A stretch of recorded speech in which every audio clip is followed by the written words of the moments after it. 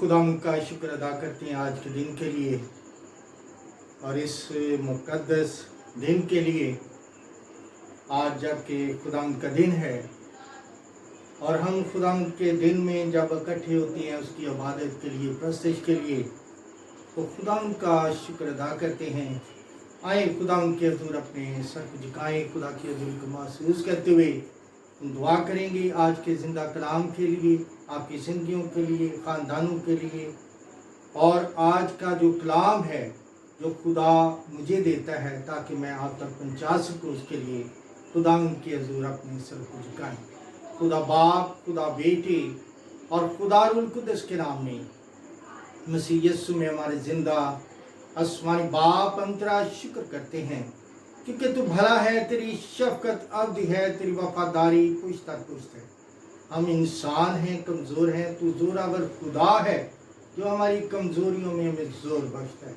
खुदा तू हमारी इबादत के शुरू से लेकर आखिर तक और आज का तेरा कलाम जो खुदा तेरे लोगों तक पहुँचाया जाए, बाइस से बरकत बने और इस कलाम के वसीला से बहुत सारी ज़िंदगियाँ खुदा तेरी बादशाही के लिए अपनी ज़िंदगियों को तैयार करें, यीशु मसीह के वसीला से आमीन। खुदा के पाक कलाम में से जो आज मैं हवाला आपके सामने तलावत करूँगा, खुदा के पाक कलाम में से मत्ती रसूल का अंजीली बयान और उसका 21वां बाब और उसकी 12वीं आयत से 13वीं आयत तक खुदा के कलाम में से तलावत की जाएगी। खुदा के पाक कलाम में लिखा है, और यीशु ने खुदा की हैकल में दाखिल होकर उन सब को निकाल दिया जो हैकल में खरीदो फरोख्त कर रहे थे, और सराफों के तख्ते और कबूतर फरोशों की चौकियां उल्ट दी। और लिखा है कि उनसे कहा कि लिखा है कि मेरा घर दुआ का घर कहलाएगा, मगर तुम उसे डाकुओं की खो बनाते हो। खुदा के कलाम के पढ़े और सुने जाने पर उसकी बरकत हो, आमीन। आज का हवाला जो खुदा के पाक कलाम में से मैं आपके सामने रखना चाहता हूँ, जब यीशु मसीह उस जगह पर उस हैकल में मौजूद है, जो खुदा के पाक कलाम में हम देखते हैं कि पुराने अहदनामा में भी जो हैकल खुदा ने अपने बंदा सुलेमान से तामीर करवाई। तवारीख की दूसरी किताब और उसका 7वां बाब और उसके खुदा के कलाम में लिखा है 14वीं आयत से कि लिखा है कि तब अगर मेरे लोग जो मेरे नाम से कहलाते हैं खाक सर बनकर दुआ करें और मेरे दीदार के ताल्लुक हों और अपनी बुरी राहों से फिरें, तो मैं आसमान पर से उनके गुनाह माफ करूंगा और उनके मुल्क को बहाल कर दूंगा। यानी खुदा का कलाम हमें सिखाता है कि ये वो हैकल है जहां पर खुदावंद यीशु मसीह जब मौजूद हैं, तो खुदा के कलाम में लिखा है कि जब यीशु क्या है हैकल में दाखिल हुआ, तो उस हैकल में बहुत सारे लोगों को हम देखते हैं जो उस हैकल में मौजूद हैं, जो शराफा के तख्ते हैं, जो सोने का कारोबार कर रहे हैं, जो कबूतर फरोश हैं, वो कबूतर बेच रहे हैं। और लिखा है कि खुदावंद का कलाम बयान करता है 13वीं आयत में, और उनसे कहा कि लिखा है कि मेरा घर दुआ का घर कहलाएगा, मगर तुम उसे डाकुओं की खो बनाते हो। आज जब हम खुदा के कलाम पर गौर करते हैं, तो खुदा के पाक कलाम में से खुदा का कलाम हमें सिखाता है कि ये घर क्या है, जो मेरा घर है, जो दुआ का घर है, जिसमें दुआ होनी चाहिए। जबकि ये इमारत खुदा के कलाम में जब सुलेमान बादशाह ने तामीर कराई, तो खुदा के कलाम में लिखा है, और जब सुलेमान दुआ कर चुका तो आसमान पर से आग उतरी और सौखनी कुर्बानियां और ज़िबों को भस्म कर दिया, और मस्कन खुदा के जलाल से मामूर हो गया। यानी खुदा का कलाम हमें सिखाता है कि वो हैकल जिसे सुलेमान बादशाह ने तामीर कराया खुदा के लिए, इबादत के लिए, कि हम इंसान उसमें इबादत कर सके, हम इंसान खुदा के हजूर अपने सर को झुकाने वाले बने। और जिस तरह कि खुदा का कलाम हमें सिखाता है कि जब यीशु मसीह भी वहां पर गया तो खुदा के कलाम में लिखा है कि खुदा ने कहा कि ये मेरा घर दुआ का घर कहलाएगा, मगर तुम उसे डाकुओं की खो बना देते हो। खुदा के कलाम में खुदा का बंदा यिर्मयाह नबी भी अपने सहीफा में 7वें बाब और उसकी 14वीं आयत में बयान करता है, इसलिए मैं इस घर से जो मेरे नाम से कहलाता है, जिस पर तुम्हारा इत्मीद है, और उस मकान से जिसे मैंने तुमको और तुम्हारे बाप दादा को दिया, वही करूंगा जो मैंने सहला से किया, और मैं तुमको अपने हजूर से निकाल दूंगा, जिस तरह तुम्हारी सारी बरादरी इब्राहिम के कुल नस्ल को निकाल दिया गया। यानी उस शैकल के लिए, उस घर के लिए जहां खुदा का कलाम हमें सिखाता है कि इबादत का घर है। और खुदा के पाक कलाम में हम देखते हैं कि वही बादशाह, वो सुलेमान बादशाह जो खुदा के साथ मोहब्बत करता था, खुदा के साथ चलता था, लेकिन खुदा ने उसे मना किया था कि गैर कौमों से किसी के साथ तलक ना रखना। लेकिन खुदा के कलाम में हम देखते हैं कि सुलेमान ने वो किया जो खुदा को नापसंद था। और खुदा के कलाम में लिखा है कि सुलेमान बादशाह फरौन की बेटियों के अलावा बहुत सारी अजनबी औरतों से, यानी मोआबी, उमानी, अदामी और सिदानी और हत्ती औरतों से मोहब्बत करने लगा। और खुदा के कलाम में हम देखते हैं कि खुदा ने भी अपने उस बंदा सौल सुलेमान को उस घर से बेदखल कर दिया।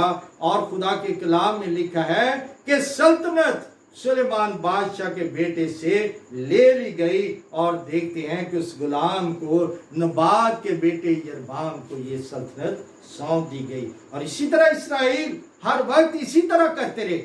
आज भी जब हम गौर करते हैं तो खुदा के कलाम में कि जब यीशु मसीह भी इस वक्त आया तो हैकल में वही काम होते थे जो खुदा को नापसंद थी। लेकिन खुदा के कलाम में लिखा है कि खुदा यीशु मसीह ने उस जगह पर भी क्या किया, उनके तख्तों को उल्ट दिया, उनके कबूतरों को फेंक दिया, उनके सराफों के तख्ते उल्ट दिए गए, क्योंकि लोग वहां पर कारोबार कर रहे। आज भी क्या है, हम लोग इस जिंदगी में, इस घर में इसी तरह कारोबार करते हैं। ये हैकल तो जो तामीर की गई, वो हैकल तो पत्थर के और ईंट और गारे से तामीर की गई।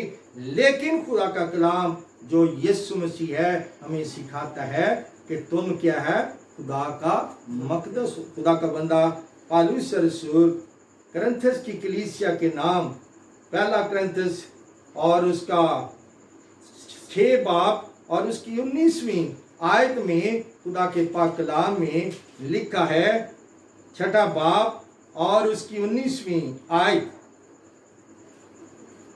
खुदा के कलाम में लिखा, क्या तुम नहीं जानते कि तुम्हारा बदन रूह कुदस का मकदस है जो तुम में बसा हुआ है और तुमको खुदा की तरफ से मिला है, और तुम अपने नहीं क्योंकि कीमत से खरीदे गए हो।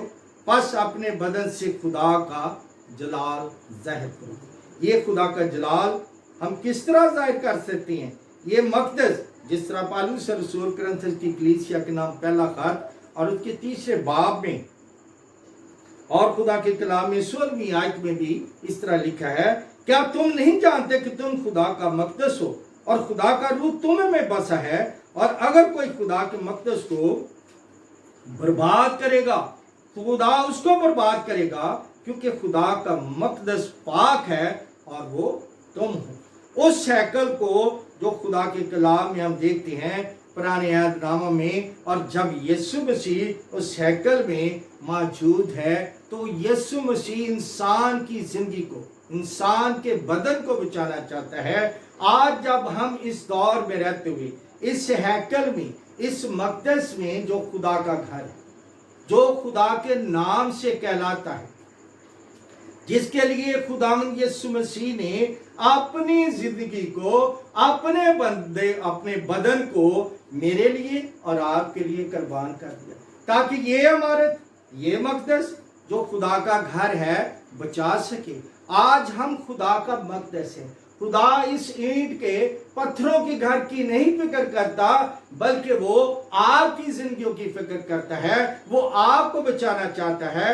وہ آپ کی زندگی کو اس دنیا سے اس زندگی میں داخل کرنا چاہتا ہے جو میرے اور آپ کے لیے خداوند نے تیار کر رکھی ہے، کیونکہ ہم خدا کا مقدس ہے۔ یہ بدن جو خدا کا ہے، اسے مجھے اور آپ کو پاک کرنا ہے۔ اگر میں اور آپ اس مقدس کو پاک نہیں کرتے تو خداوند اسی طرح اس ہیکل میں جب موجود ہے، وہ میری اور آپ کی زندگی کو پاک کرنے کے لیے چھڑی بھی، کوڑا بھی استعمال کر سکتا ہے۔ خدا جو میری اور آپ کی زندگی کا مالک ہے، جب ہم زندگی میں گناہ کرتے ہیں تو خداوند کو دکھ ہوتا ہے، کیونکہ خدا کا کلام سکھاتا ہے کہ خدا انسان سے تو محبت رکھتا ہے لیکن گناہ سے اسے نفرت ہے۔ میرے عزیزو، آج ہمیں بدن کی کلیسیا کو بچانے کی ضرورت ہے۔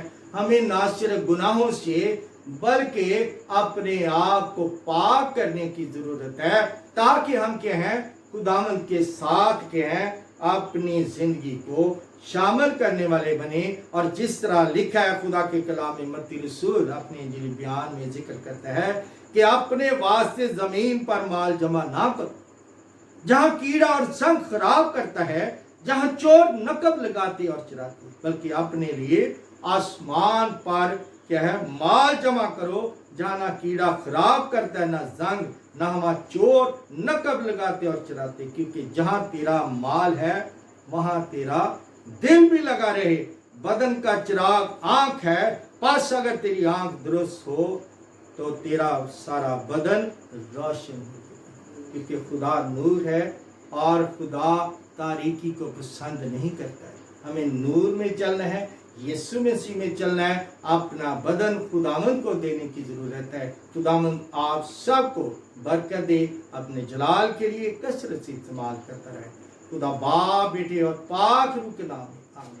خداوند قادر مطلق زندہ آسمانی باپ، تیرا شکر کرتا ہوں، تو ہمیشہ اپنے خادم کو استعمال کرتا ہے۔ آج کے لیے، آج کے کلام کے لیے تیرا شکر کرتا ہوں۔ پوری دنیا میں انسان جو دکھ اور خوف میں زندگی گزار رہا ہے، اس کو دکھ سے آزاد کر، رہائی دے، اپنی بادشاہی کے لیے تیار کر، یسوع کے نام میں آمین۔ خداوند آپ سب کو برکت دے، آمین۔